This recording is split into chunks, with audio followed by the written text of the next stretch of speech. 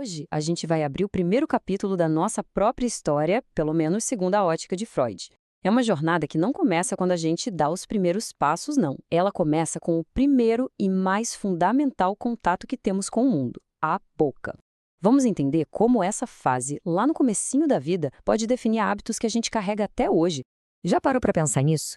De onde vêm certos hábitos, como fumar, roer as unhas ou aquela vontade de comer mesmo sem fome? A resposta que a psicanálise dá para isso é, no mínimo, surpreendente. E ela nos leva de volta, lá para o nosso primeiro ano de vida. Vamos investigar essa ideia.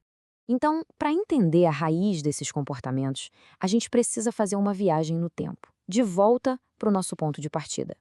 No primeiro ano de vida, o universo de um bebê é incrivelmente focado.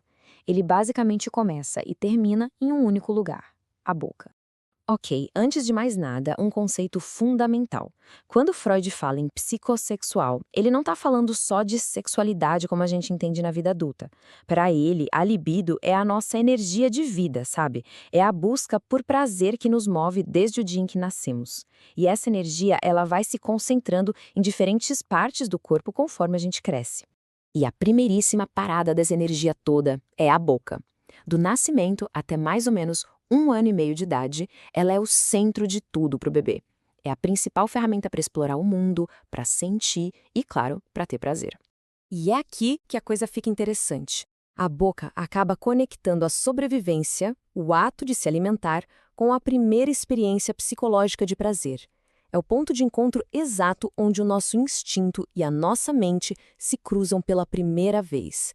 Bom, e é nesse momento que duas forças gigantes que nos definem começam a se formar. De um lado, a nossa busca incansável por prazer, do outro, o nosso primeiro encontrão com a dura realidade. Olha que curioso, o prazer se torna autônomo. No começo, sugar é para comer, para matar a fome. Mas o bebê rapidinho descobre que o ato de sugar em si é gostoso, mesmo sem fome nenhuma.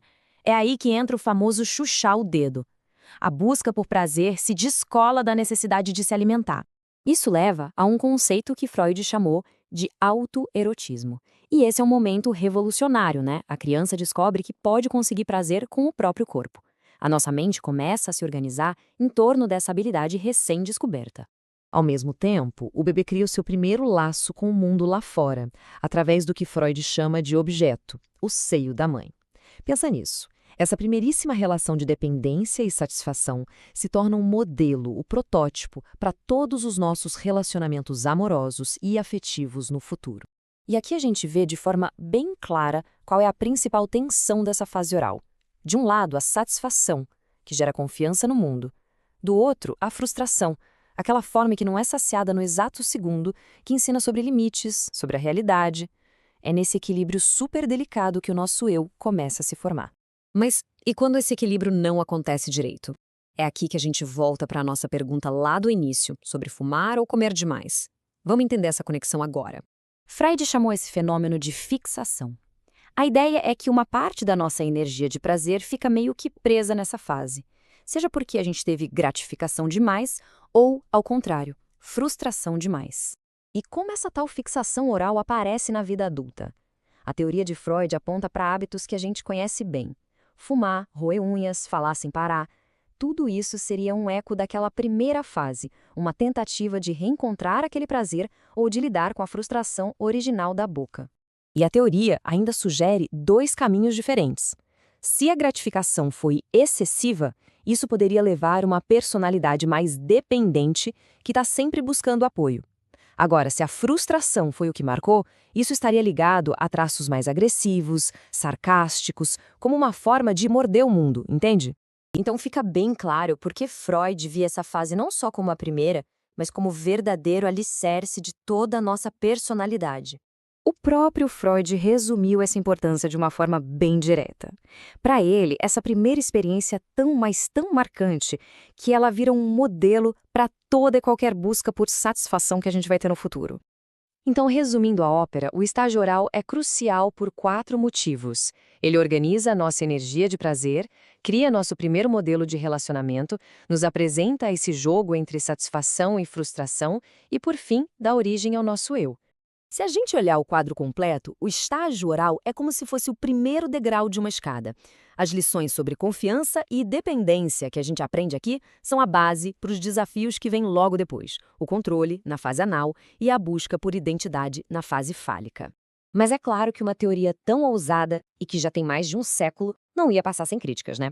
É super importante a gente olhar tanto para a influência que ela tem até hoje, quanto para as críticas que ela recebeu. O trabalho de Freud foi um pontapé inicial, não o ponto final. A partir dele, outros pensadores incríveis como a Melanie Klein e o Winnicott pegaram essas ideias e foram além, aprofundando muito mais a complexa relação entre mãe e bebê. Agora, do ponto de vista da ciência moderna, a teoria tem seus problemas. Faltam evidências empíricas, sabe? Aqueles dados que comprovam as conexões.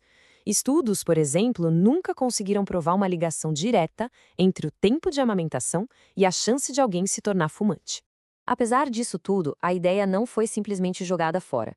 Na prática clínica da psicanálise, ela sobrevive como uma metáfora muito poderosa. É uma ferramenta para interpretar padrões de dependência, de compulsão e a nossa relação com o prazer em geral. Isso tudo nos deixa com uma pergunta para a gente pensar. Mesmo que não dê para provar num laboratório, a teoria nos convida a refletir. O que será que do nosso primeiro e mais esquecido ano de vida ainda ecoa em quem a gente é, nos nossos hábitos e nas nossas relações hoje em dia? A resposta talvez esteja bem mais perto do que a gente imagina.